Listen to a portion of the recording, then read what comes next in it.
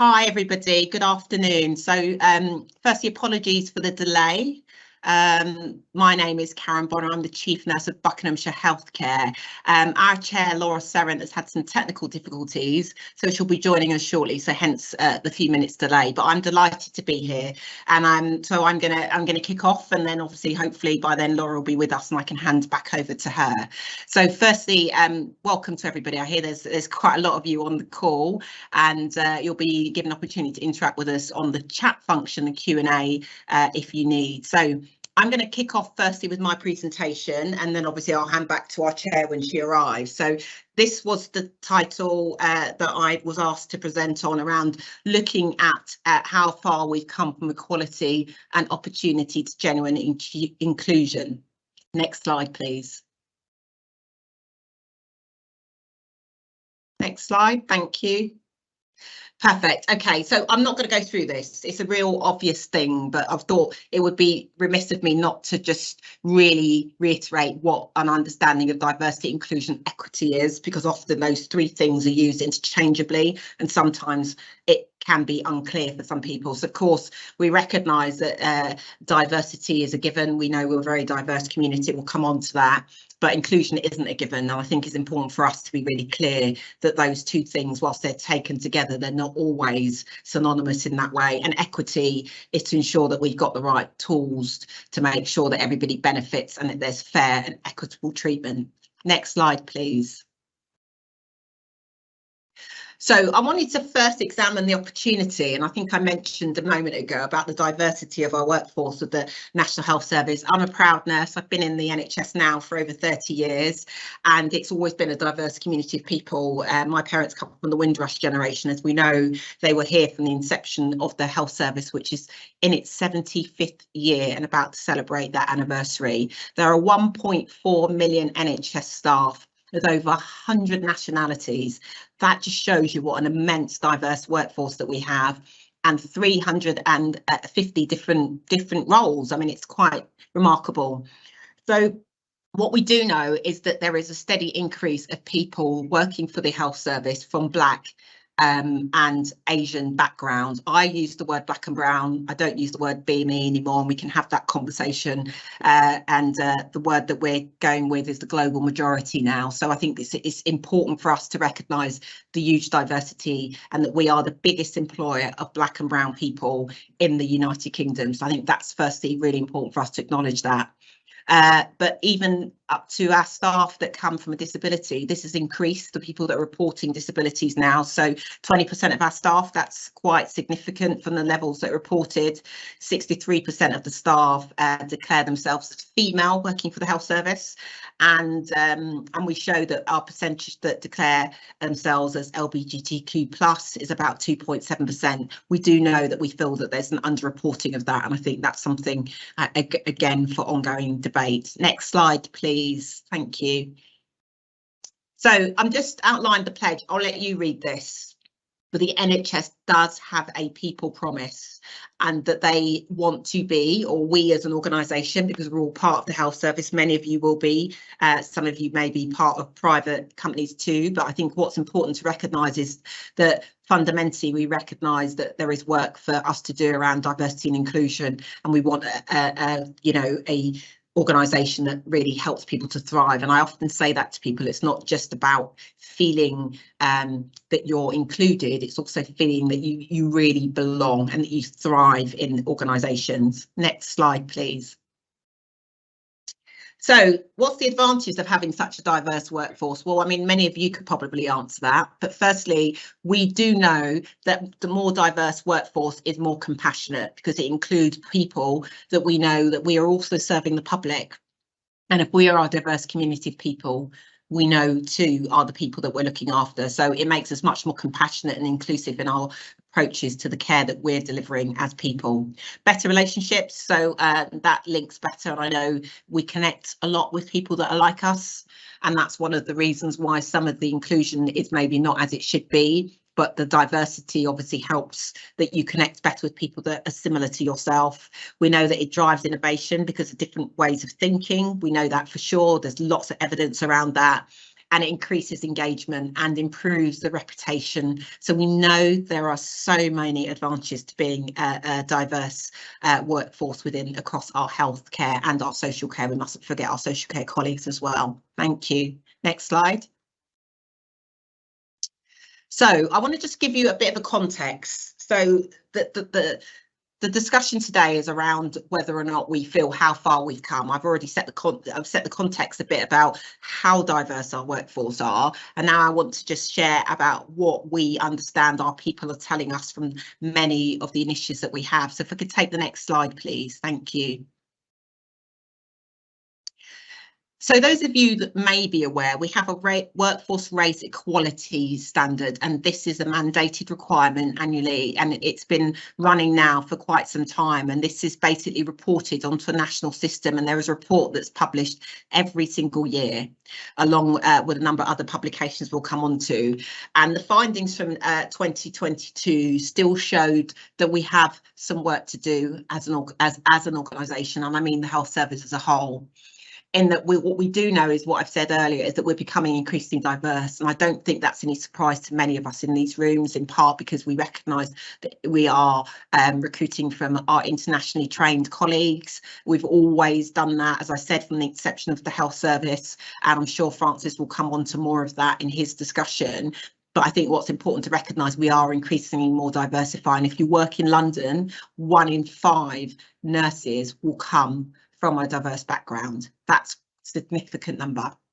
What we do know, though, is that we, as people of colour, and I'm one of those people, or people from diverse backgrounds, tend to have poorer experiences, and this report does outline that. And I think what's important to note is that you are more likely to enter formal disciplinary if you come from a black or brown background than your white counterparts. We know that is fact. This is what's been reported, so it's not speculation. These are really hard facts that are reported through the staff survey along with each reporting organisation. And I'll pull out a couple of other key things. There's quite a lot on there, but obviously you'll get time to read some of it. As you can see from this, is that we've had an increase in board diversity, but we're still not where we should be. So I think it's important to know that we have got work to do around the diversity of the leadership that we have in the health service. And many of you will know about a publication some years ago called the Snowy White Peaks. And there's been lots of work, and lots of this work from the race equality has come out of that. So what this is telling us is that we still do not have the same experiences of equity between people that look different and those what their white counterparts. Next slide, please. Again, workforce disability equality standards. This is another mandated report. You can get these reports if you just search for them on the NHS website. But again, it shows that we have had an increased reporting of people with disability, which I think is a positive thing, because there are hidden disabilities. And my experience is that colleagues choose not to tell people for a reason, which is a bit of a shame, really. And I spent some time with a colleague yesterday who said that she, for the first time, declared her disability to her manager and has had great support since, but it's not something that's widely shared by everybody.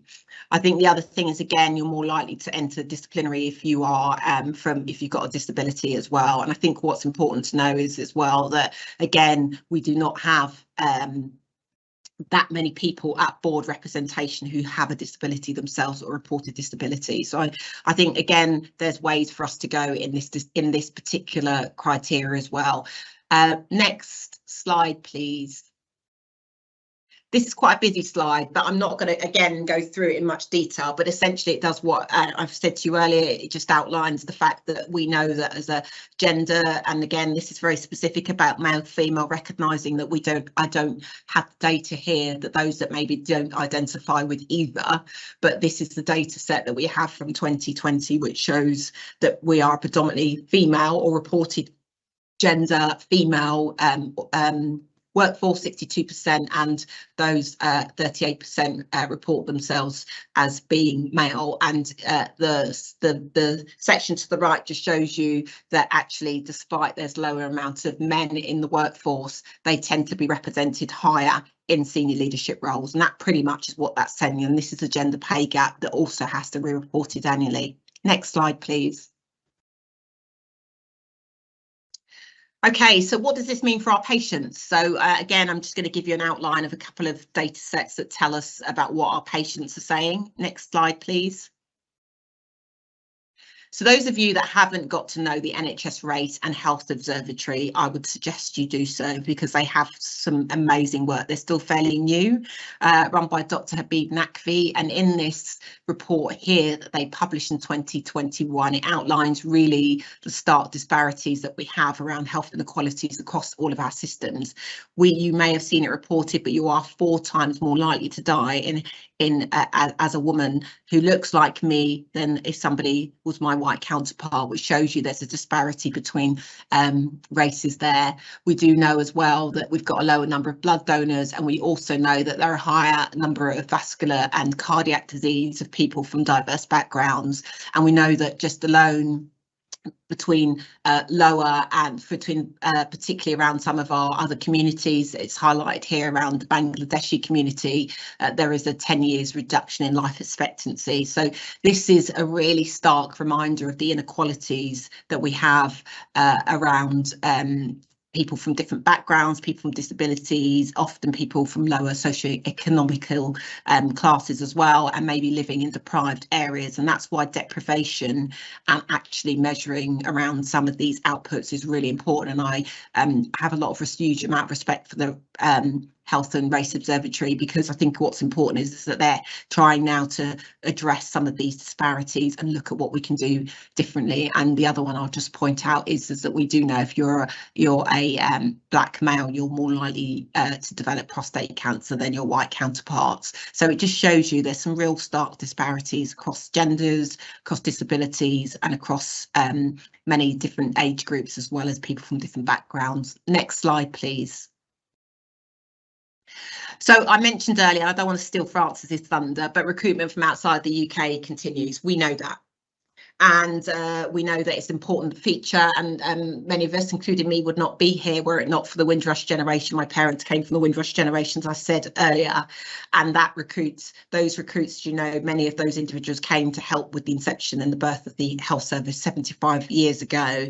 But what we do know is the COVID-19 pandemic, and we couldn't not mention that because clearly we're all very much still feeling the aftermaths and the ongoing effects of that. We know that highlighted disparities across different groups, and I'm sure there's many people in this room that either lost people close to them, loved ones, colleagues, and so forth. I myself lost a good friend in the first wave of the pandemic. He was 48 years old. He was a black male, had underlying diabetes. So, you know, we've all been impacted, the colleagues as well. So, and some of you may still also be feeling the impacts of long COVID as well. So I think we have to acknowledge the disparities that were highlighted there. Next slide, please.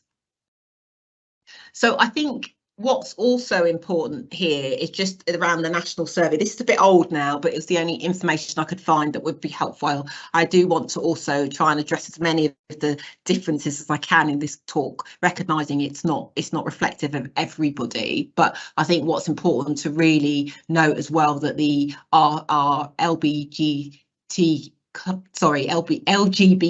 plus community reported that they face discrimination more just by their gender identity and accessing mental health, as well as feeling that they're not as supported as they could be. So it just shows you that it's really important that we kind of pay attention to difference and recognise that not everybody is having the same experience, and that sometimes that can be hidden. Next slide, please. So, do we have genuine inclusion in healthcare? And I've put that as a question mark because you may all be kind of digesting there's a lot of information I've given you about whether we think we have genuine inclusion. And I suspect that you could probably answer that without me answering that for you. And I think that it's important for us to recognise that there is work for us to do to have that genuine inclusion in healthcare, and that we all need to play our part, whether you look like me, you look like Francis, or anybody else that's in these rooms, because what's important is that we all pay attention and that we think about what our contribution is to the wider society and therefore ongoing to healthcare. Next slide, please. So I'm going to finish by giving a few top tips, because I think what's important to recognise is that it's incumbent on all of us And often when it comes to these agendas, you know, people who have those differences are called upon. But I think what's important for us to recognise is that there are things that we all need to consider. Next slide, please. So again, those of you that may not know about the Reducing Health Inequalities agenda, just put this up there so you can look at it. It's core 20+5. Bola, who runs this, is exceptional. I think there's some amazing work going on to recognise the health inequalities that drive some of the health inequalities that we have across the system, but it's wider than just health. It's systematic of education, housing and so forth. And I think what's important is that this looking through health through the lens of inequalities is probably the thing for me, the biggest things where we will gain the most wins. So I think that's really important, I think, for us to think about that. So if you get the opportunity, again, top tip, look this up as well and get some more understanding about that. But there are on this 5 key elements that we as an NHS organisation should focus on, because these will give us the biggest impact. So maternity, mental health, chronic respiratory disease and early cancer diagnosis and hypertension. So those are the 5 areas. And I think what's important to know is that we know that the most deprived people, 20% of the population, live in really deprived places, and that in itself has an impact on their health and well-being. Next slide, please. So the NHS itself as a whole, and your trust may be doing some things, and we are here at Bucks Healthcare, is how or what are we going to do to address and close the gap and to recognise that these inequalities exist in both our workforce and the people we're looking after, and how we can do what we can do to really improve the equity and the equality. And there are many initiatives that are happening. For me, I'm really clear that you can't just do one thing and it will all be fixed. You have to do multiple things at the same time and be recognising that actually this is something you have to consistently pay attention to. It's not going to get fixed by just doing one thing and everything gets better. It's got to be consistently paid attention to. Next slide, please. So this is just a couple of top tips from me, and obviously we can get into the conversation a bit later. I see Laura's joined us, so welcome, Laura. So recognise and pay attention to difference, and I mean that because a lot of people say things like, I don't see colour, I don't see disability. We all see colour. We all, many of us, unless you're colourblind or can't, you know, unfortunately have that disability as well, we all know that colour or disability exists, and to deny that is to deny those individuals. So I think it's really important that we start to pay attention and not say that we don't see it, because we do. I think the other thing is that we lead with intention, so that we are conscious about recognising what we need to do. Kindness and compassion should be at the heart. We talk about that a lot as health professionals, but it's the heart of what we should do. And so driving out incivility and poor behaviours is important. Listen with curiosity, check your own biases. And I mean that, I have them. We all have them. And they're not hidden biases if you know about them, and so they're not unconscious. So just a top tip about that. Don't invalidate people's experiences, because everybody's experience will be different. And to say they didn't mean it, or oh yeah, you shouldn't feel like that, is not a way to really, you've got to recognise that people's experiences are valid to them. Don't be afraid to make a mistake. You'll put your foot in it sometimes. You won't always get it right, but I think it's important that actually you try. And you try to acknowledge that actually if you don't have an understanding of this, then what do you need to do? You need to do the work, and I think that's important. And that's why I say do your homework and look at things like allyship training and other things that will support that, and be prepared to be uncomfortable. And I mean that because that is where the greatest magic happens, when we're in our uncomfortable zone. And these conversations can make people uncomfortable when we're having to look at ourselves and the impact that we may have on individuals. So, but actually, rather than me swerving away from discomfort, I would always say lean into it, because you'll learn a lot. Next slide, please. Okay, so I'm going to close there. We're going to come to questions, I believe, at the end, and I think what I wanted to leave with this quote, because this wonderful human being, Jacinta, who is, I think, a phenomenal woman who's done some great stuff. She's the Prime Minister of the New Zealand, says that one of the criticisms I've faced over the years is that I'm not aggressive enough or assertive enough Or maybe somehow, because I'm empathetic, it means I'm weak. I totally rebel against that. I refuse to believe that you cannot be both compassionate and strong. And I'll leave it there. And I believe we have Laura that I'll hand over to. Thank you, everybody.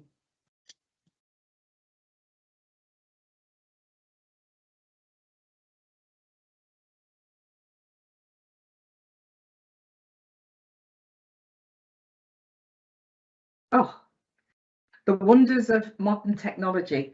Hopefully you can all hear me okay. Is that okay? I've got a thumbs up. Apologies for that. I've been running around trying to get the technology to catch up with me.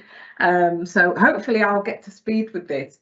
But I managed to catch the end of your presentation, Karen. So thank you for that. And I think some really key points raised that we can all think about and perhaps explore a bit more later on. As a late welcome from me, my name's Laura Serrant, and I am the Regional Head of Nursing and Midwifery for Health Education England in North Eastern Yorkshire, and I'm privileged to be chairing the session today. Just a little note, I'm not the only one who's had technical problems today. Piers has and is unable to join us today. However, we will actually be circulating and putting together his resources so that you don't miss out on that as part of the conversation. The bonus of that means it gives us a little more time for each speaker and also a little more time for the panel and discussion at the end. So I think that will be a real benefit. So without holding you too long, as I've already, kind of delayed so far, let me welcome our next speaker. And that is Francis Rajalimi. Have I pronounced that correctly, Francis? Oh, Francis Fernando. Okay. So Francis, I know very well. We have a long history of collaboration together. So I'm really pleased. Today's a bit like being among a group of good friends where we can have critical conversations. So I hope that extends to you who are listening too.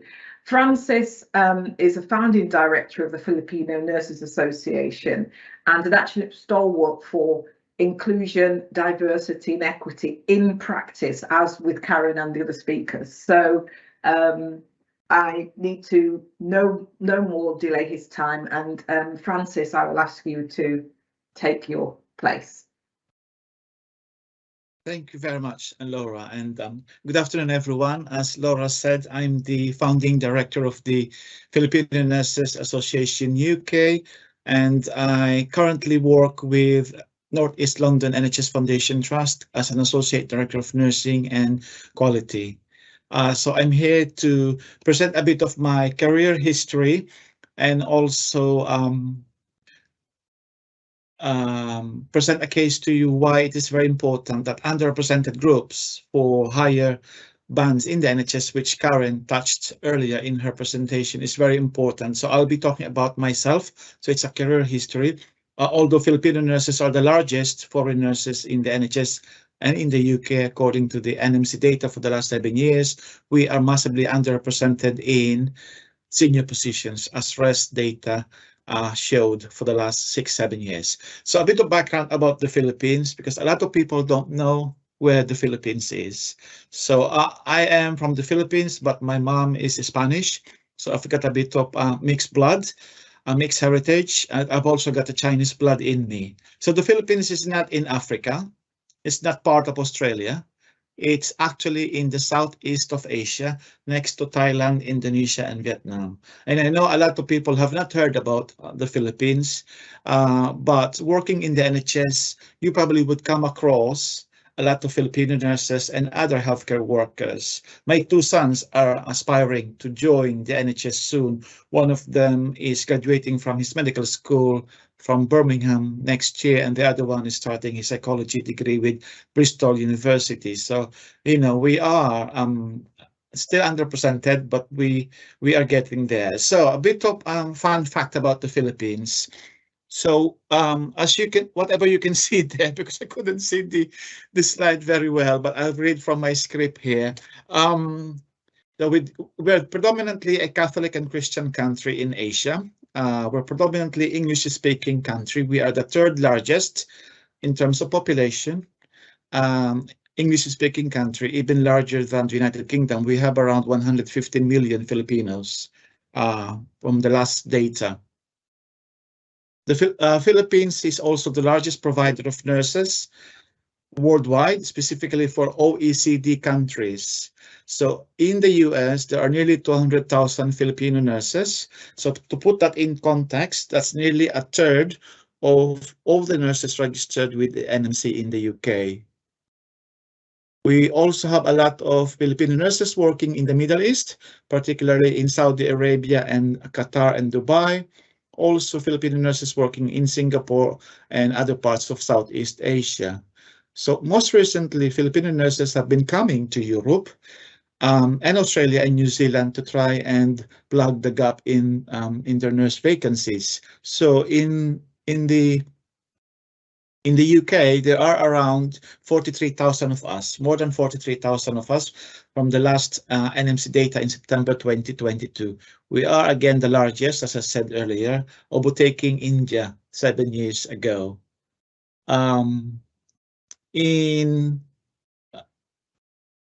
Germany and Japan, they've recently recruited Filipino nurses. Obviously, you have to learn the language to be able to look after patients there safely. So Japan, as we all know, has an aging population, so a bit like what the population in the UK and the rest of the Western world.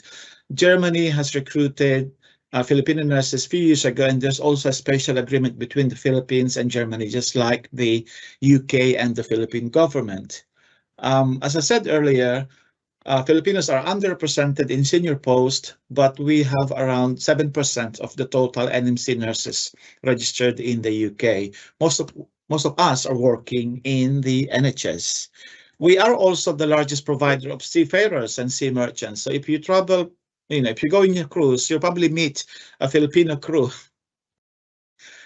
providing you with services. Because of our English language and qualifications, we are very marketable, if you like, to other employers, including cruise ships. We have been recently voted as the world's leading beach and diving destination. So a bit of plug there for tourism. In 2022, so we've overtaken Thailand and the rest of other beautiful destination countries.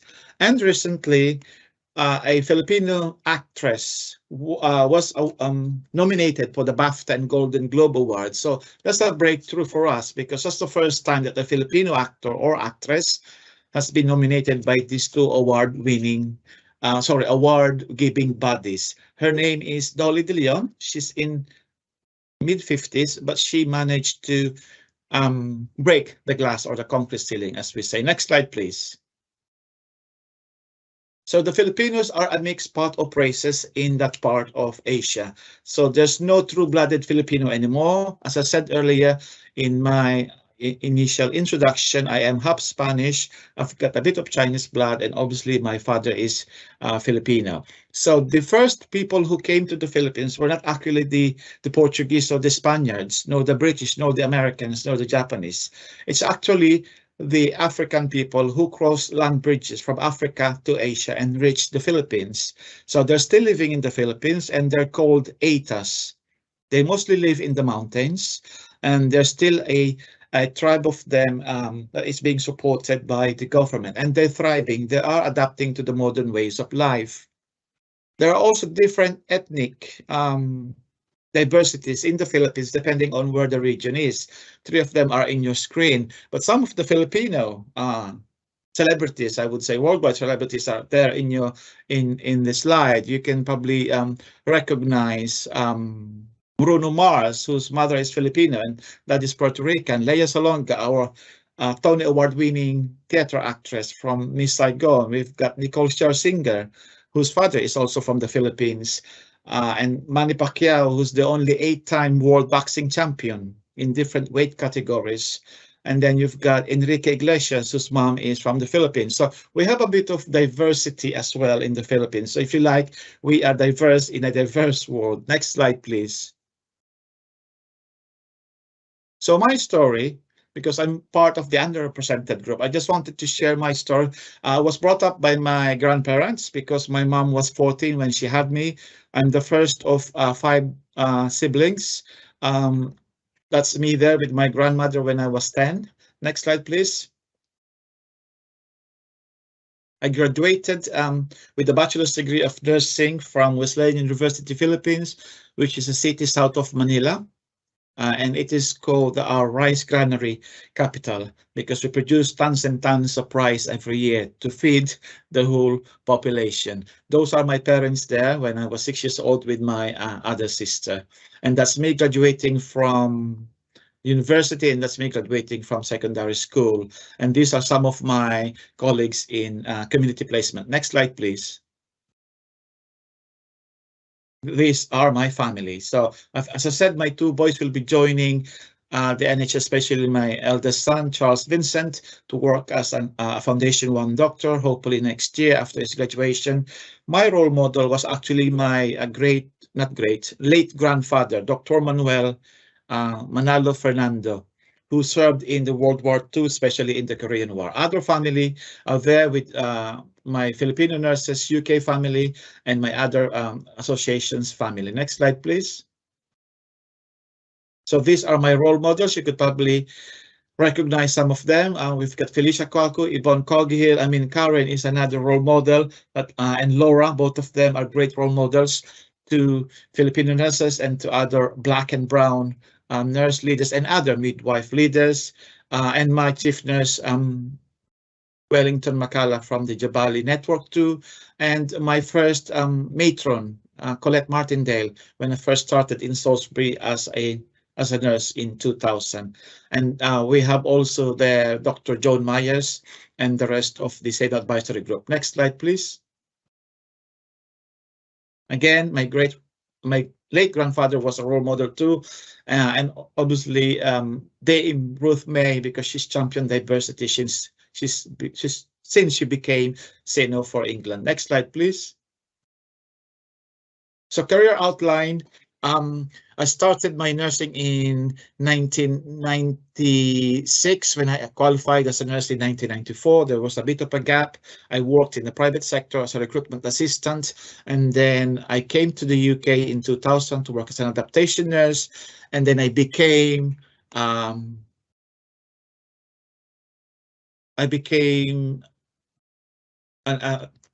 E-grade staff nurse, senior staff nurse within 2 years, or within a year and a half actually, in 2001, and then acting charge nurse until I became substantive in July 2005. Next slide, please. Then for the first time in 2009, a Filipino nurse became a band 7 at Salisbury District Hospital, and that took me nearly 9 years to achieve that. So, I mean, for some, if you compare my achievement, that's probably lagging behind, but I don't compare myself to others because I believe that everyone's journey is different. I became a registered NMC non-medical prescriber in 2013 and became one of the first Filipino nurse consultants in November 2014. And then currently, as I said, I'm working as an Associate Director of Nursing and Quality for Northeast London NHS Foundation Trust. And I'm the only Filipino ADON in a mental health and a community NHS Trust. I was accepted as a Director of Nursing in Qatar in 2019, but unfortunately due to the pandemic, that plan failed. And also I wanted to stay and looked after my family here, and also wanted to ensure that Filipino voices are heard during this pandemic. Next slide, please.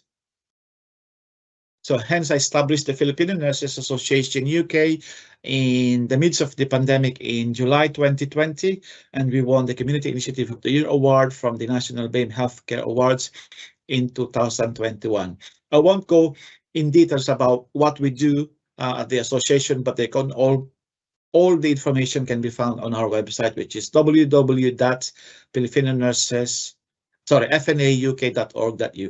Next slide, please. So my lifeline, so it's not a straightforward career journey. So there are personal tragedies that affected my career and my mental health and well-being. So I've enumerated them there. So I started during my formative years. So I call them formative years from 1990 onwards. By the way, this is a pre-course work that I'm doing for the NIBEBAN program. So I thought I'll share this with you as well for the first time. So my colleagues from the NIBEBAN cohort have not seen this yet. So some of the highlights here, I will just say the highlights because there's so many information in there, is when I first won an award in 2012 for my work with hip fracture patients at Salisbury District Hospital, when I was awarded a travel scholarship by the Florence Nightingale Foundation in 2013, when I became a nurse consultant in 2014, when I was accepted at the Ready Now program in 2016, becoming the first Filipino nurse to be accepted into that program. In the middle of all of this, my wife and I separated in 2017, and I was off work with depression for a few months, but recovered and moved to London to start my new life, left my family in Salisbury. Unfortunately, my wife was also diagnosed with stage 4 lung cancer. So she was diagnosed with cancer in 2013, but was declared clear in 2018. So she had 5 years of treatment.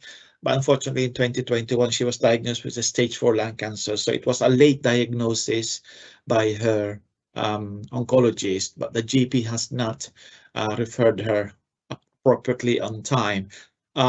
So there's no treatment. So they're just there's no cure even. They're just treating her with oral chemotherapy, but she's still well and she's still managing to work part-time.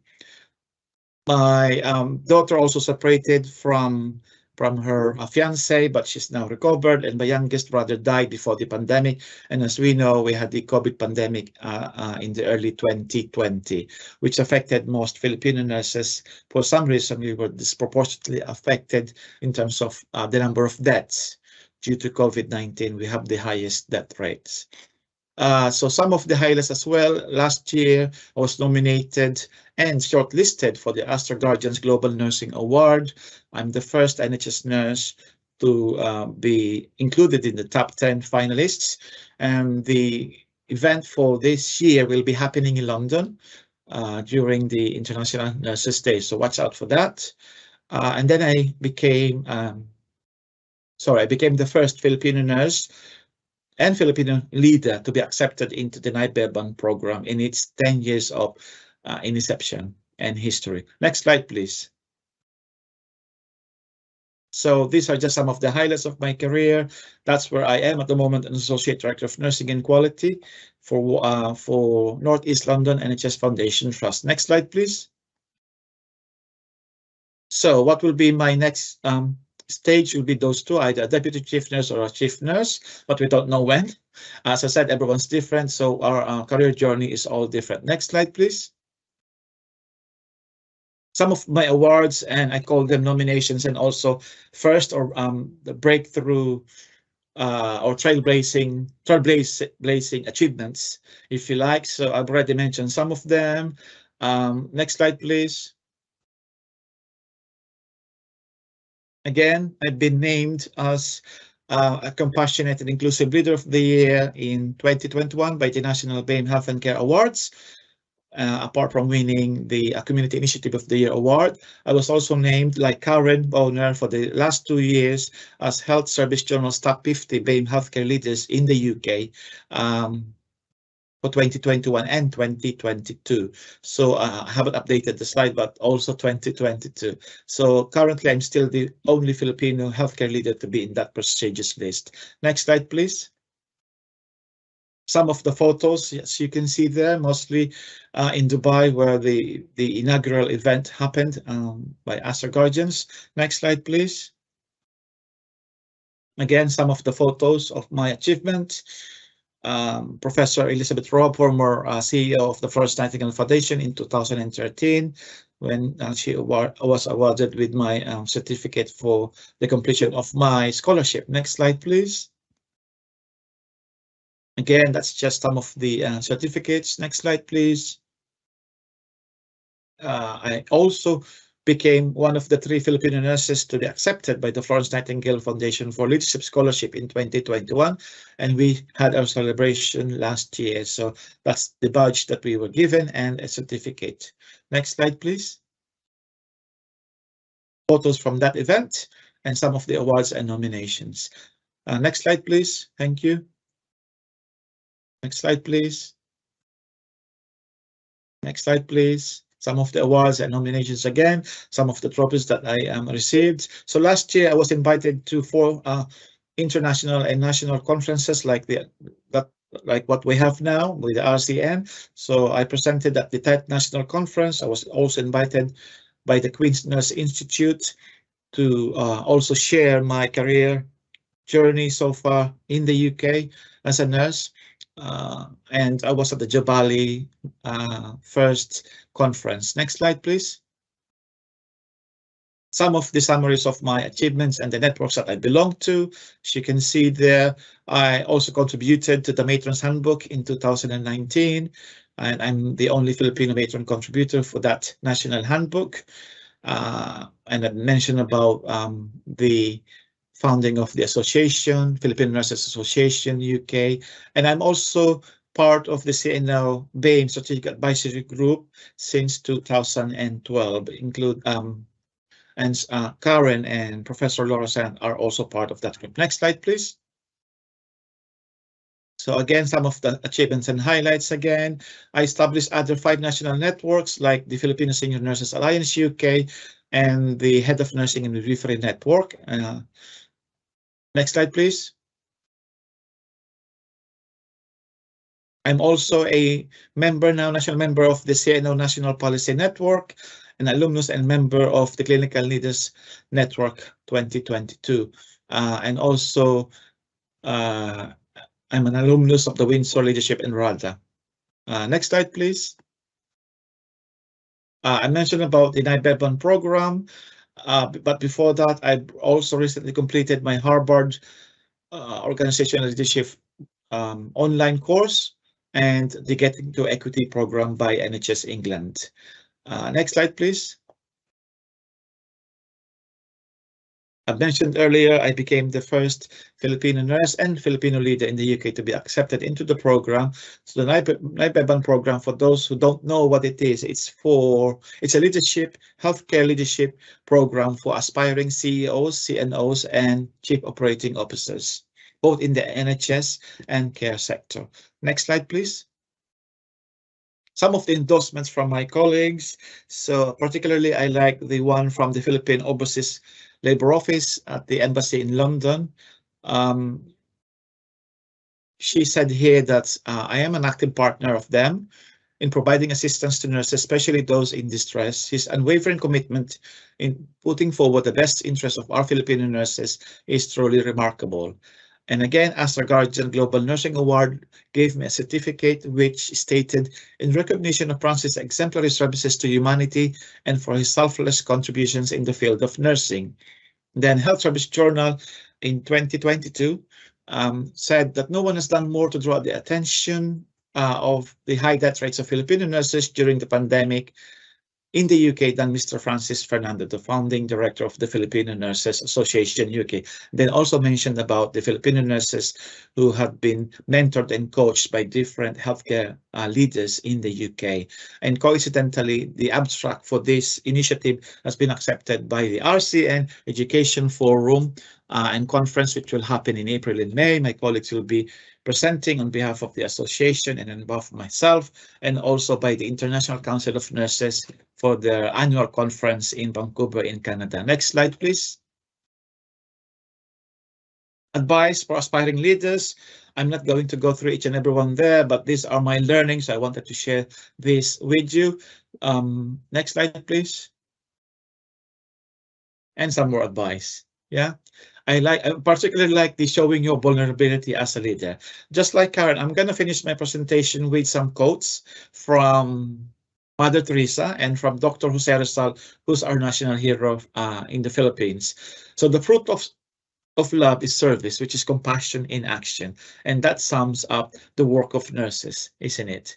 The compassion in action and our passion for helping others, especially those in need or in during desperate times like the pandemic.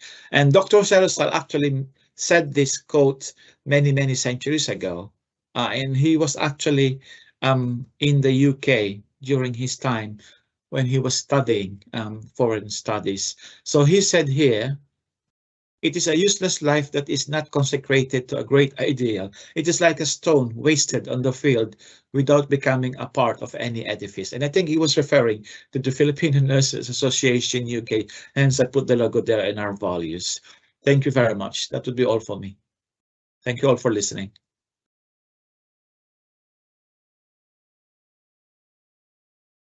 Thank you. Back to you, Laura. Oh, I'm speaking, but I don't think I'm linked on live now. Can you hear me?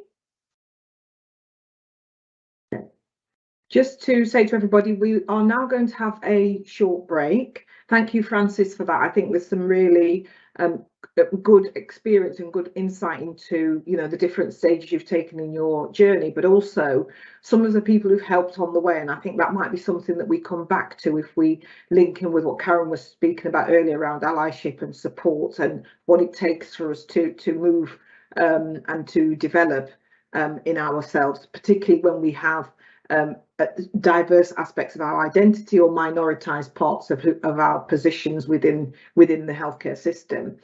So we're going to take a short break now for 5 minutes to give people a little bit of comfort, and then when we come back we'll have plenty of time for the panel discussion, and perhaps we'll be able to pick up some of the questions that you've been posting in the chat, and we'll be able to speak about those much more openly.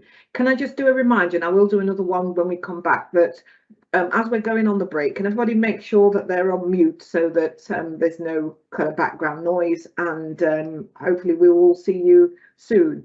I make the time 13:53 by my watch, so let's be generous and rather than just make it an odd time to come back, let's come back at, oh, it's 54 now, I've just said that. Let's come back at on the hour, and then that will give us 6 minutes, not 5.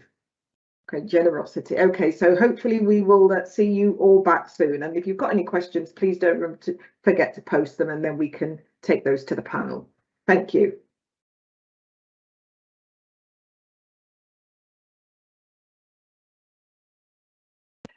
Hi, hello, and welcome back, everybody. I hope you all managed to have a little break and or at least stretch your legs and stand up.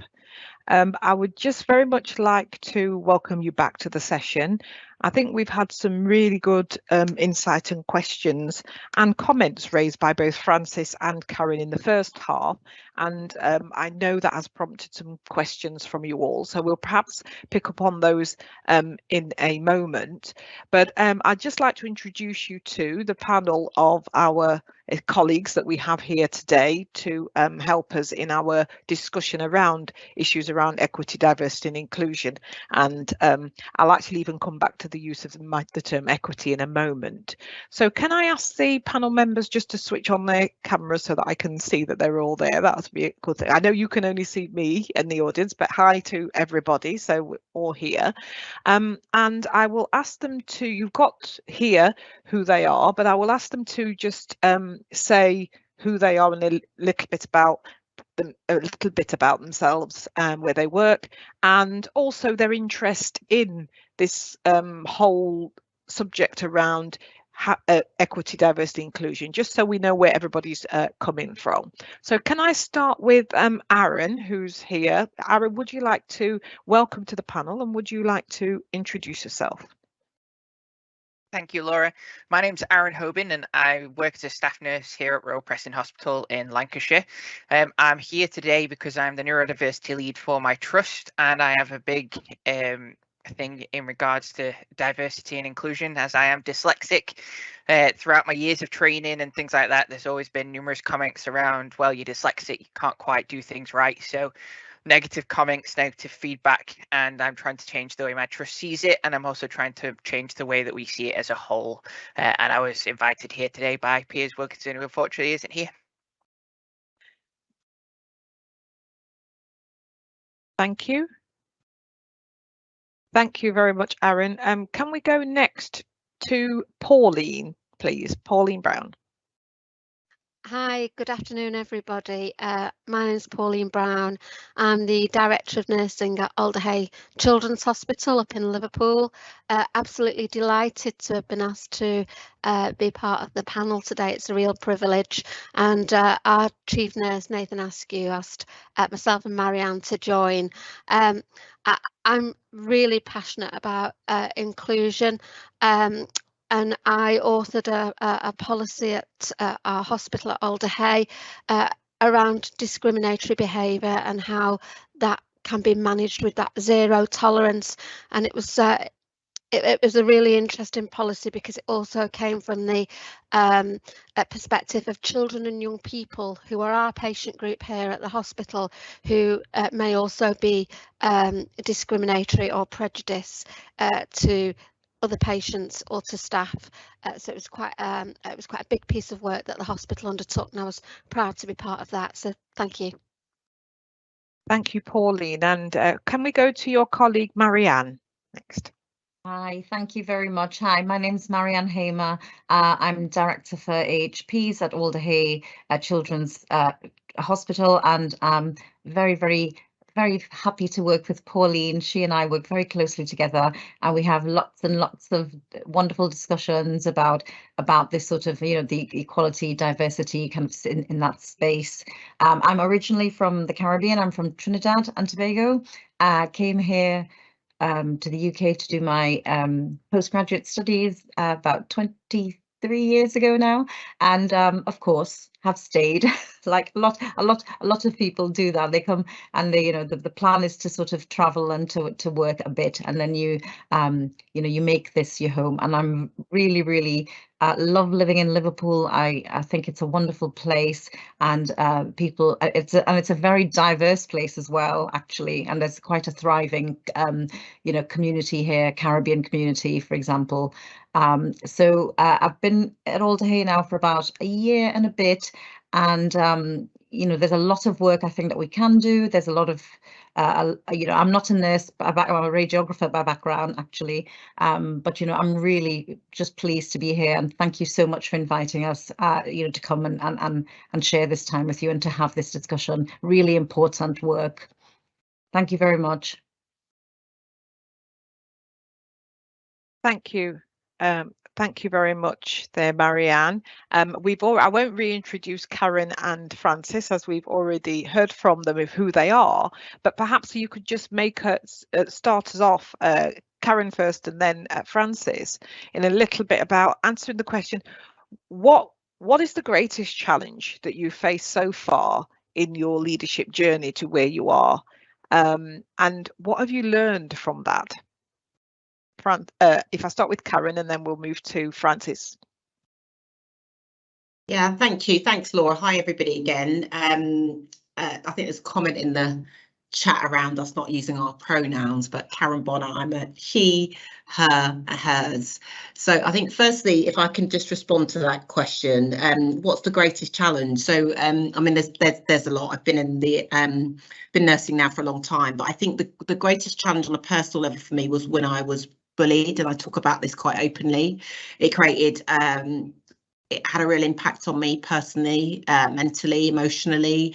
The impact of it has been lasting for me, and I think, if I'm honest, that's one of the reasons I'm so passionate, even more so, about fairness, in part because of the way that I was treated, and that demoralised me actually, and took quite a number of years for me to sort of regain my confidence back in getting back into looking at where I should go, what my promotion, my steer about where I should go in my career. I actually took a downgrade, step backwards for several months whilst I took some time out to sort of recuperate, but that had a lasting impact, and in some ways helped to shape who I am, really, in a sense of this particular agenda.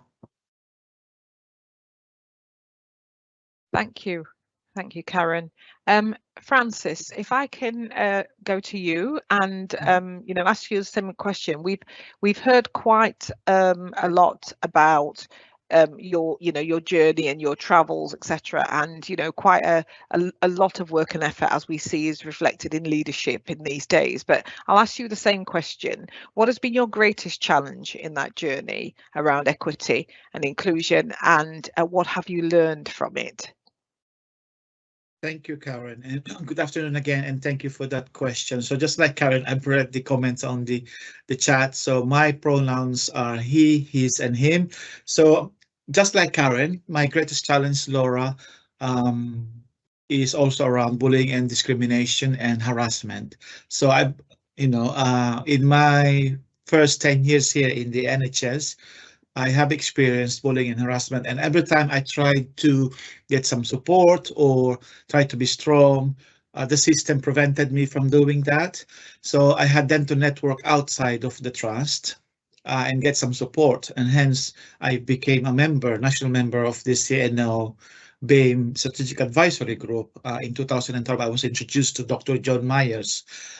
So she's provided me with the support and empowered me and enabled me to be able to challenge those who are making me feel that way, who are bullying and harassing me, you know. So senior leaders in my trust then, and luckily I didn't, well, although I stayed there for 14 years, I had to move on because, you know, I've now been branded there during that time as a troublemaker, because you are against the system, you are against their practices, and you're being branded as such. So you're not going to go anywhere, because if you look at the trust board of that particular trust, they're all white, just like what was pointed out by a Professor Roger Klein in his report, Snowy White Pig. So, I mean, to me, that's still the biggest challenge now for our colleagues as well that they're facing.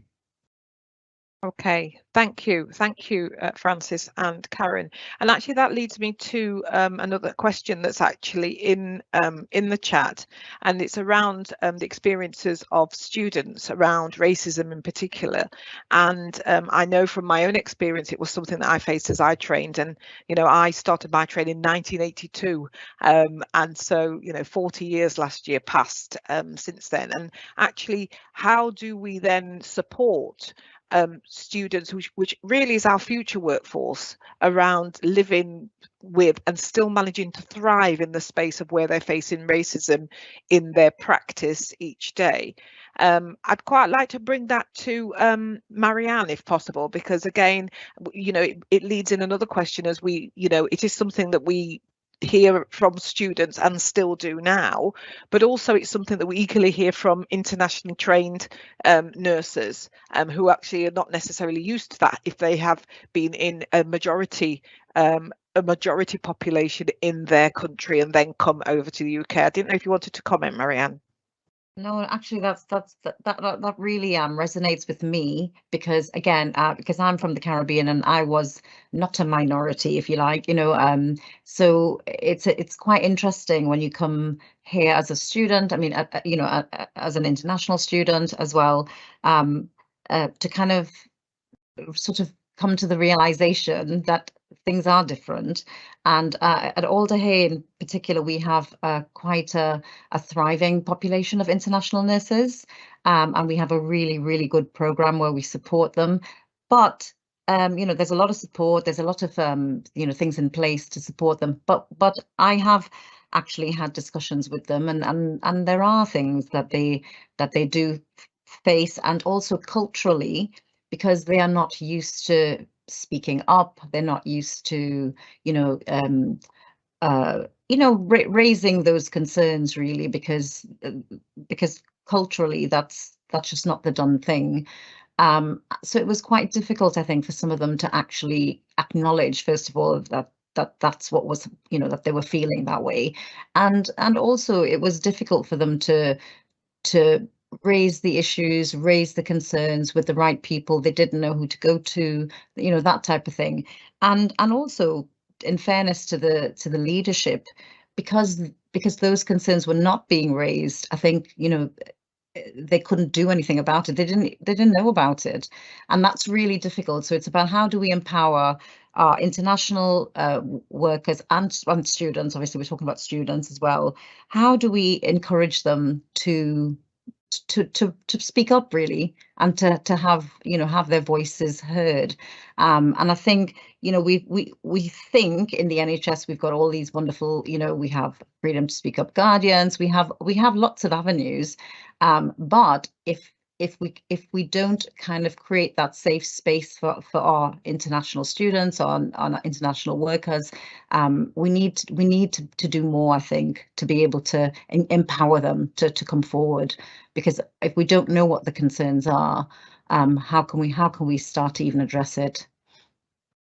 Okay, thank you, Marianne. And I think you raised some really key points, and certainly, as I say, within the work that we do much more broadly within systems, it raises the question around balance. And somebody in the chat has made a comment about where we focus our efforts, and that sometimes it can feel that when you're actually in sessions that are, or in programs that are focused on equity, diversity, inclusion, that the focus is kind of skewed to changing the individual, and actually in some way focusing on what is lacking in them and how we can bring them up to a certain level, as opposed to necessarily having equal focus on the structures and the systems that enable that disadvantage to continue. And I think that's even more important when we think about not only the protected characteristics individually, but how they intersect with other parts of our experience. And you've raised the point about the awareness around cultural knowledge, and, you know, kind of being able to understand the system that you go in. And I know Francis mentioned it when he was talking about his own experiences. You know, when you're overseas trained and then you go to a certain area, you know, you may be clinically very competent, but actually it's much more of a social cultural kind of acculturation into that.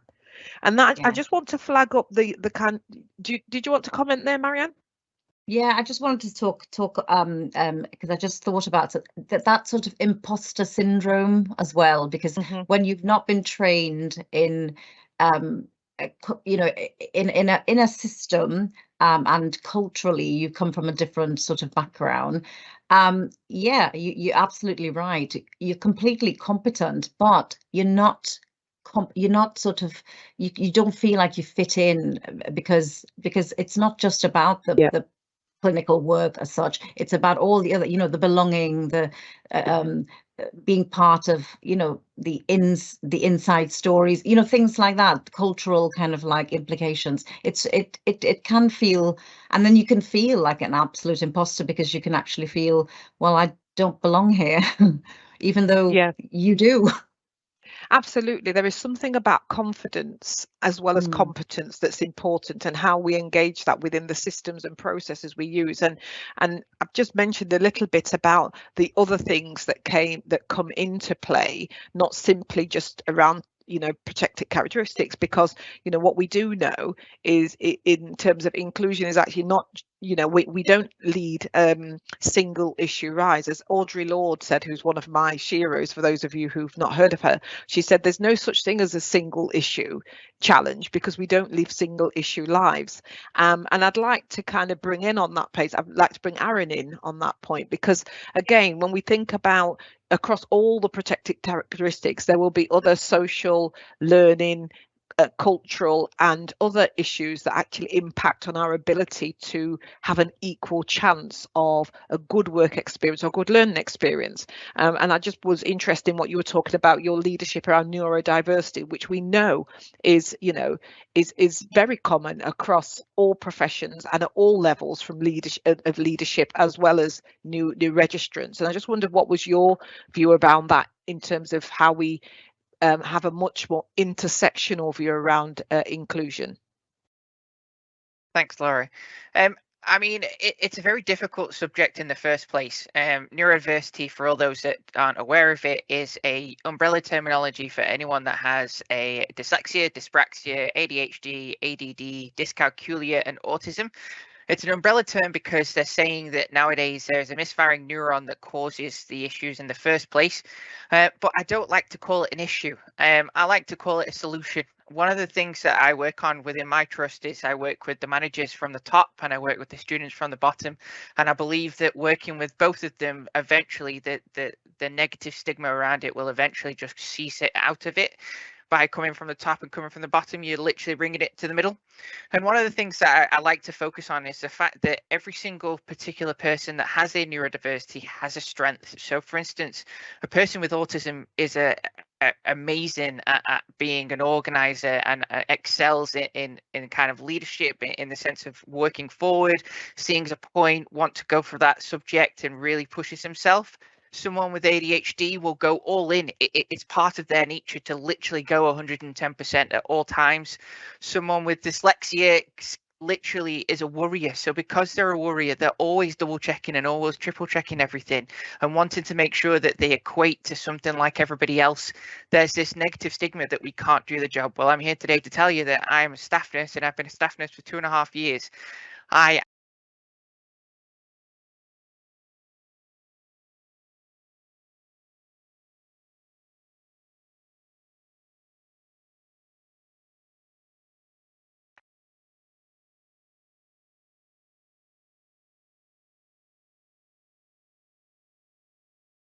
for the medical model to be able to get the assistance and whatnot. Actually, there is a social aspect to this, and you'll find that if you look to the person to your left and look to the person to your right, 1 in 3 to 1 in 10 people will have some kind of neurodiversity, so you're never actually on your own. So I would always emphasize, go get the diagnosis or have that conversation at an early stage and have those conversations with your staff members and just make it more known and make it more widely acceptable that we can have those conversations, because that is the starting point. A lot of people are afraid of having that conversation, but actually if we talk about it first as leaders, then people see it as more of a norm and then we can show that support in the future. Thank you, Erin. I think you raised some really good points there, and linking to some of the comments and questions that people are putting in the chat. And I think what it does is it encourages us to think about inclusion beyond only the protected characteristics, and that's not to minimize any of those characteristics, but it does raise a question which is something that is often challenged and discussed in all the years I've worked in EDI work, that one of the challenges is around some of the protected characteristics are visible and then easy to spot, or there is no choice about being seen within that position. So for myself as a black woman, when I walk into a room, people can see that I'm black. They can see that I am visibly female. In that's how they categorize and react to me accordingly. But when we get much more deeper into inclusion and diversity, and there are issues around our differential neurodiversities, our differential sexualities. My specialist work is in sexual and reproductive health and always has been. The differential was around how we identify ourselves. It requires all of us to be much more inclusive in our conversation, much more critical and reflective, not just of other people, but also of our reactions to things. So we need to be inquisitive and curious about our responses in that space.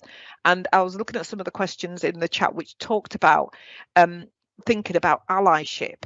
And there's lots of different words we use, and allyship is the one that's used most commonly now.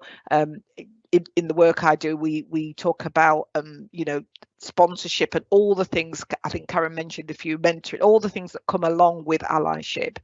But I'd like to ask Pauline and Karen, in your roles as executive and directors of nursing, how can that look in the real world? We can have a moral or social commitment to this being the right thing to do, but what would you actually look for, or how could we actually evidence that in what we do every day in our work? And that's not necessarily about a training course. That's about what do we do to show that allyship and actually to show that compassion and that human part of us in our work to each other as workforce, not necessarily just only to patients or service users. Can I come to you first, Pauline? Yeah, thank you. I'd be delighted. I think what we've done a lot at Alder Hey, so that we, as Marianne said earlier, we in Liverpool, we work in a very diverse community, and what we felt though was actually our workforce was not representative of the community. And for our children and young people and our families, they also weren't seeing that diversity. So we've really tried to focus in the first instance on what we call a face like mine. So being really clear, you know, and really outwardly facing with all of our children, young people and families that actually we are a very diverse workforce.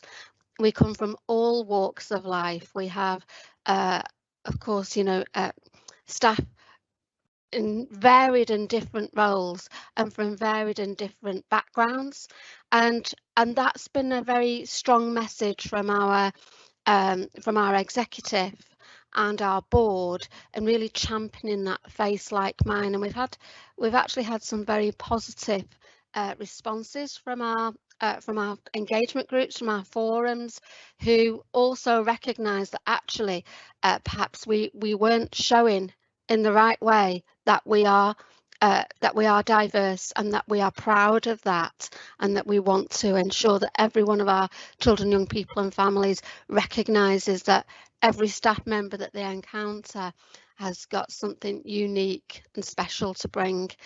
So that's been a real a real big piece of work that we've been doing in the organisation. I think the other key element really, I think, is as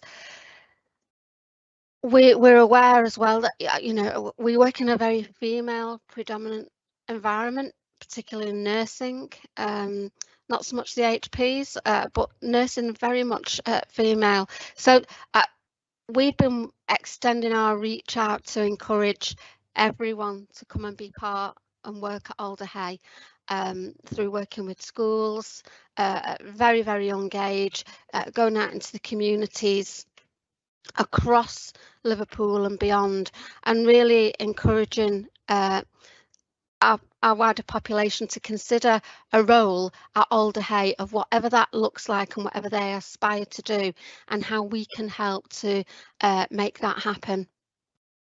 Okay, thank you. Thank you, Pauline. Karen, can I pass back to you with the same question, really? How do we actually evidence our commitment in the everyday world? So thank you, Laura. Just checking I've gone live. Thank you. So if I could just start by just saying that this is not just an issue for the health service, this is a societal issue. So that's the first thing. I think that we've just got to be really clear that this is far beyond healthcare, and there's something about in society as a whole. And remembering anything that we talk about today, we need to probably think about extending to our personal lives as well. So I think firstly, I think what's really important is that people are really clear about their commitment, so that they are committed to do this. And as I said earlier, this will mean that you might be uncomfortable and you might get it wrong, and you might just say something that isn't quite landed, and accept that actually this is all a learning process for many people.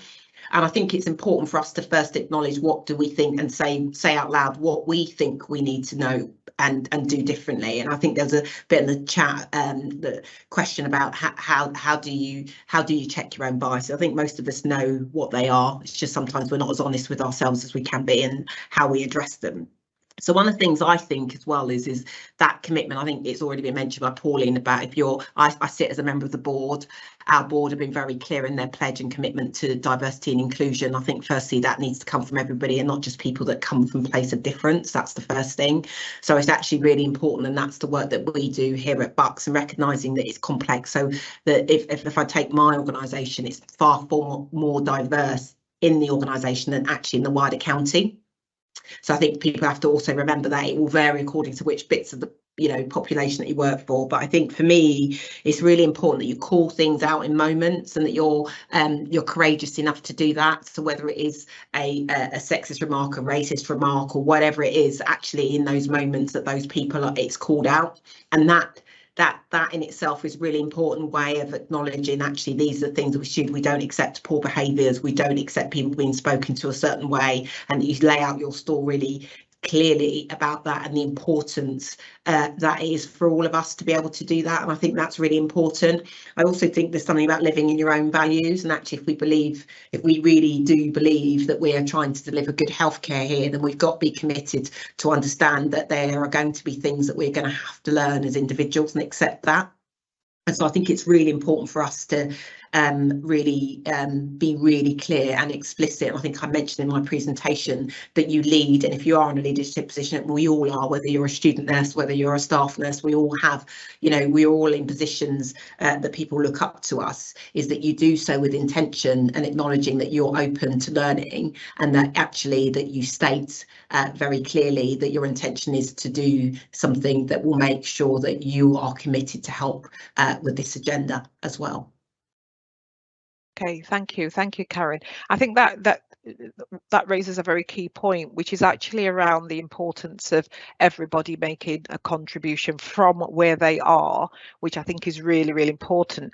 I think there's in the space around EDI, there's a continuous discussion around performative allyship, and for those of you not are less aware of the terminology, that is where we overtly are seen to appear to be in line or committed to an agenda of equity, diversity and inclusion. So we might wear the white badges, we might wear, I know someone's mentioned rainbow lanyards in the we might wear the rainbow lanyards or we may not. We might have the badge or we may not, but that doesn't necessarily mean that actually the experiences of people in that space are any different. So there is a balance around that, what was called that performative allyship. So the flying of the rainbow flag, which is really important in and of itself, does not mean it's an inclusive space. Having the good res data doesn't in itself mean it's an inclusive space. So and that's not to down or highlight the comments that people have made around why aren't people doing this, why aren't people doing that, etc. Those things are important, but not in and of themselves. They are indicators, but by your actions do people know actually where your commitments lie.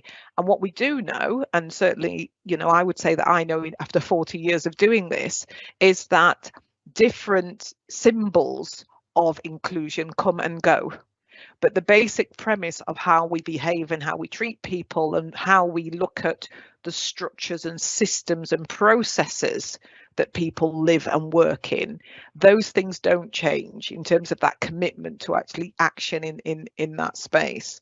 So that's what I would say in terms of that. So we do have to, yes, hold and question to account, but also recognize that, just as we are all diverse, our ways of contributing to contributing and demonstrating our actions in this space are also diverse, and we need to allow that. There's not one way of doing it. I think one of the questions I'll just ask to everybody really is one that came up. The question about, is there space for compassion? Is there space for compassion in leadership around this agenda? And I'll come to you, Francis, first. Is there space for compassion around the EDI agenda? Certainly there is, Laura. I mean, we've already elucidated the reasons why EDI is very important. I mean, Karen's presentation summarized that. And from the questions that have been answered by the panel, we also touched on that a little bit. It's also important that the pace of change has to be expedited, or it has to be quick enough, for the society to catch up, because I've been in the UK now for more than 22 years. And when I first came here, there were 5 brown and black chief nurses in the NHS, and we now have 25. So if you think about that, that's less than 4 in a year in a span of 20 years. So that's not progress for me. It's a progress. We can call it as a progress, but the progress is slow. I mean, I've attended so many conferences where a lot of our colleagues and leaders will say, oh, we are in a journey, we're going to make changes, we are very diverse, so forth and so on. But when you look at their trust board, it's all white, and you're supposed to be representative of the population that you serve, of the workforce that you represent or you work with. So actually, we now need action rather than just empty rhetoric promises. If that's the, Okay. yeah. So I mean, definitely there's a space for compassion in our leadership as leaders in this space of equality and diversity and inclusion. Thank you, Francis. Can I come to you, Marianne? Because I'm interested in the, I know this is a focus on nursing, but actually in the space, none of our professions work in isolation. And actually, in the interprofessional space, that we can sometimes see that, that things are different in different professions. And obviously, as with the AHPs, covering a span of 15 professions, it'd be interesting to see what you think around that space for compassion around equity, diversity, inclusion in our workforce. Yeah, I think there's a lot of work that needs to be done in the AHP space, to be honest. I mean, when we look at so we've got 14 professions that are officially, if you like, part of the AHP workforce. And if we look at particularly things like physiotherapy, like the therapies, for example, very, very, very much not diverse in terms of, so it's about how we actually, from a very, very sort of early, I'm talking about primary school even level, how are we introducing people into these professions? How are we recruiting? How are we sort of encouraging people to work in those spaces? And in terms of compassion, I just I think it's really interesting, the discussion about compassion, because we would all like to be more compassionate as leaders. We definitely would, but sometimes we're not compassionate to ourselves. And I think one of the things I've done some work on in this sort of like, when you're a hybrid manager, for example, as we're all from clinical backgrounds, and then we become managers and we become leaders, but we're not compassionate to ourselves and to each other. And very often, I think if the leadership isn't being looked after and isn't being taken care of, and we're not being compassionate to ourselves, how can we be compassionate leaders to the people that we work with? So I think I just wanted to kind of really mention that, because I think that's really important. I think sometimes we do neglect ourselves and we neglect our colleagues, in our sort of leadership. We all want to be strong. We want to be seen as, strong leaders, but actually we need to be compassionate to ourselves. I think you make a really, really good point there, Marianne. And if I could come to you, Karen, I was just thinking in that leadership role, because often when we talk about it's very easy to not think about the leaders themselves. And as Francis says, as we move hopefully towards increasingly diverse, and I don't mean necessarily not only racially diverse, and increasingly more diverse type of leadership in our profession, the need to have a different kind of compassionate support so that leaders can lead as themselves, I think becomes even more important in that space. So how do we ensure that we have compassionate leaders who also themselves experience compassion? Such a great question, Laura. I think there's a few things for me. Compassion is, there is always room for it. And I just think that and I agree with the sentiments, Marianne, about compassion to ourselves. I think what's important to also acknowledge is that when you are from a place of difference, being a leadership role, you have the added weight that you carry as being the first of, or a few of. I was number 10 when I was appointed, and that's 4%, and there's still about 5% nationally that gets chief nurses in the country, which is really small in comparison to the general population. So I think it's really important that one of the things that I'm really clear about, and I was really clear when I got this job, I've been in this job nearly 3 years, when I was approached about this job, I asked a question. I said, are you serious about appointing a black chief nurse? I asked a question because I wanted an answer, because actually appointing me means I come from a place of difference, therefore my support is going to be different to somebody that doesn't look like me.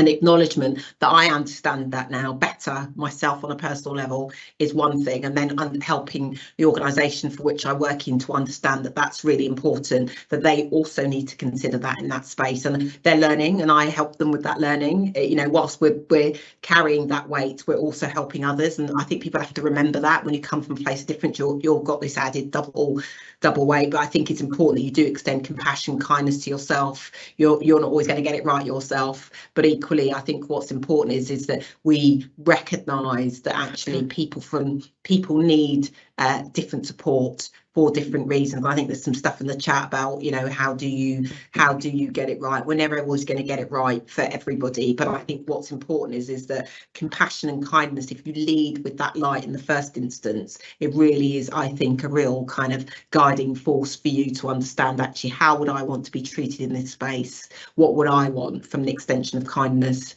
and so and you do your best to try and do that and put yourself in that individual shoes. And I think it's really important for us to do that as leaders. But as I said, I think we're all leaders, and you know, you could talk about leadership, couldn't we, as another topic, but you know, we all have those abilities and opportunities within us at every level throughout the whole of the our structures within nursing and midwifery. Okay, thank you. Thank you very much for that, Karen, which leads me to link with another issue that you know a few people have raised in the chat. And if we are committed to actively having a more diverse workforce at every level, and we understand that diversity is evidenced through the experiences that people have at every level in our organisation, and that we recognise the diversity in our professions as well as between them. That means we also recognise diversity around protected characteristics, around socio-cultural characteristics, but also in terms of ways of working, because those things all intersect. And a few people have talked about people who staff and now colleagues who work as agency, who work part-time, who work as bank, who work in less than the standard whole-time equivalent. And what we do know is that people who occupy those spaces are more likely to be from a diverse or minoritized background, whether that is in terms of race and ethnicity, in terms of neurodiversity and learning, whether it's in terms of family structure, or a whole range of other things. So, and they are also more likely to experience bullying and harassment in the same way. So how can we then recognise that can't all be just down to the individual person or the individual perpetrator or the individual victim? How can we question our own systems and processes around something that when I was on the messenger review we talked about structurally embedded advantage or disadvantage.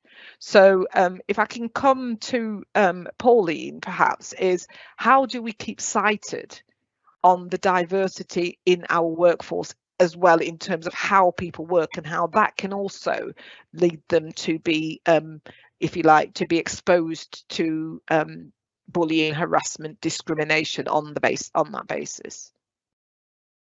What can we do to actually support them? Yeah, thank you. That's a really great question. And I'm not sure I've got all of those answers I wish I had. I think it's, you know, you talk there absolutely about that representation, about that diversity, and you've really made me think about, you know, our temporary staff,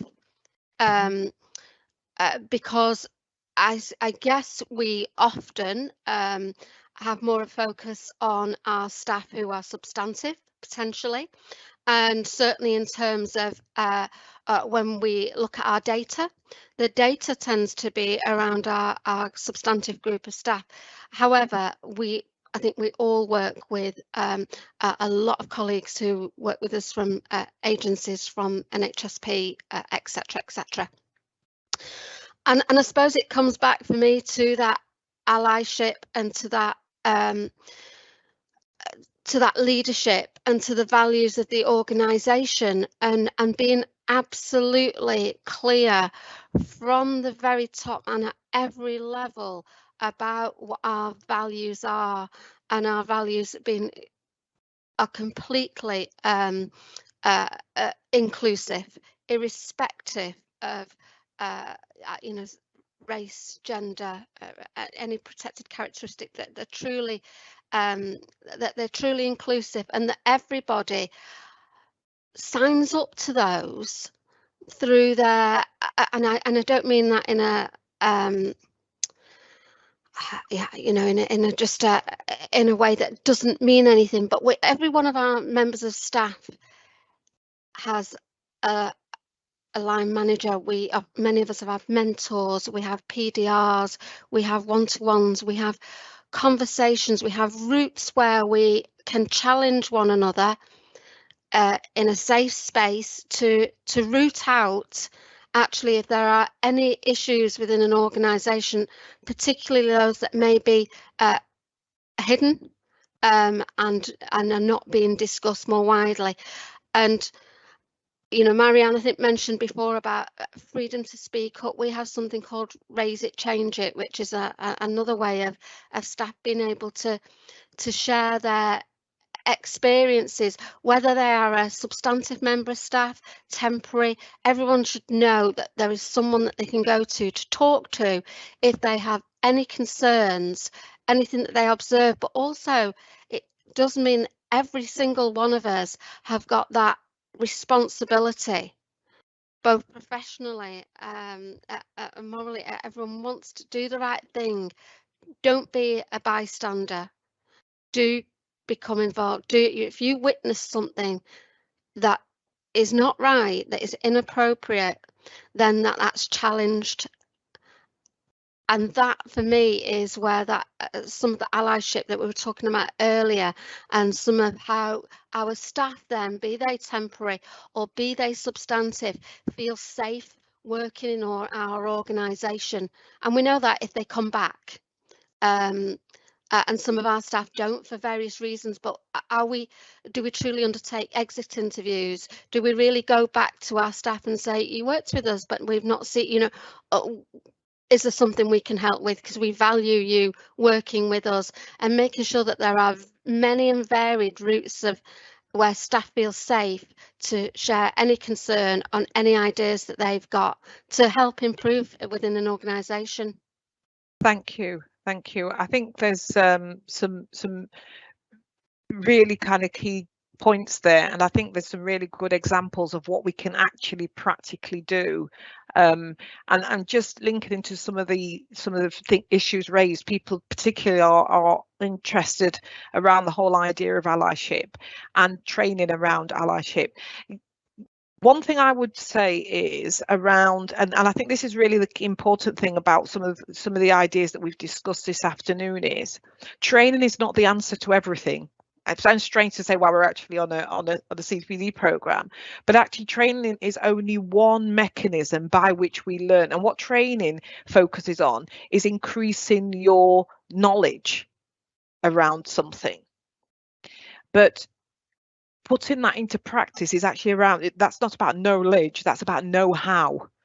And know-how is much more about doing it, trying it, asking questions, being critical and reflective of yourself. So in the answer to the question that someone's asked about how do we find out, is you ask if there is training, if that is what you wish. However, the absence of training doesn't mean that nothing can be done. And we've heard some really good examples from the panel about what we can do every day.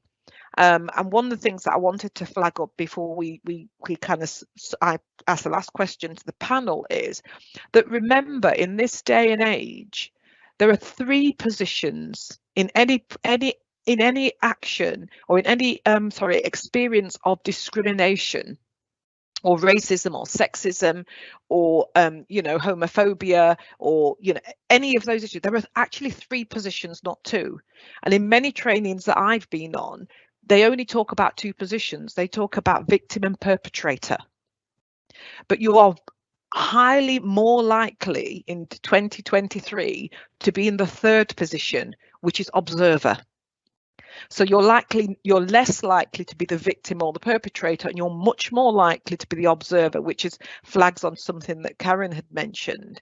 So the question is, when you observe, and you might observe it with your eyes, but you might observe it by hearing it or just feeling something's not right through your, when you observe or when you experience that discrimination, what do you do in that space? So that is the evidencing every day of your commitment to this, with or without training. What do you do when you see somebody being attacked around their trans identity, around their sexuality, around their race, around their gender, around their neurodiversity, around their economic status or their language? What do you actually do? If you feel bad and you walk away, how does that actually demonstrate your commitment in that space? So, of course, what it leads us to is that question that we've been talking about, what can we do in practice? So my question back to everybody here is, what can you commit to personally from where you are in your everyday work? And we mentioned some of those before, as Karen has mentioned about how we treat people. And we've had Pauline's actually discussed what do we, when we consider it, and if we're in a management or a leadership role, making sure that we don't just put down or develop our strategies only for whole-time substantive equivalents, because it means we don't see the rest of our workforce. And as Marianne has flagged up, when you're in a multi-professional situation, if we only talk to one of our professions in any clinical or any practical space, we don't see the diversity that we have in our profession. We don't see that not every nurse, midwife, AHP that we have was not trained here in the UK. We don't see that people process information differently and may have a lot to add and resources to add to what we need to do in terms of high quality care. But if we only present the information in one way, we deny them that opportunity. Inclusion, diversity and equity, giving people an equal chance, is about seeing all of us in our positions and us being confident that we are actually seen in reverse. So that's the last point I'm going to make there. Can I thank the panel for your insights and your conversation? Can I thank everybody for listening? And hopefully, I know we've finished a little bit early, but we have lost a little bit of time with not having peers. So if there's anything majorly, you'll please feel free to still put your questions in the chat, in the question and answer things, and then we will be able to follow those up and you can submit them via the QA box. Thank you everybody for your time, and I would like to leave you with some of the words that are actually behind behind Francis. We are the people we've been waiting for. Nobody else is coming. And so it's about what we do. And what I would say to you all is 3 things to remember. Start from where you are, use what you have, and do what you can. Thank you all for your attention.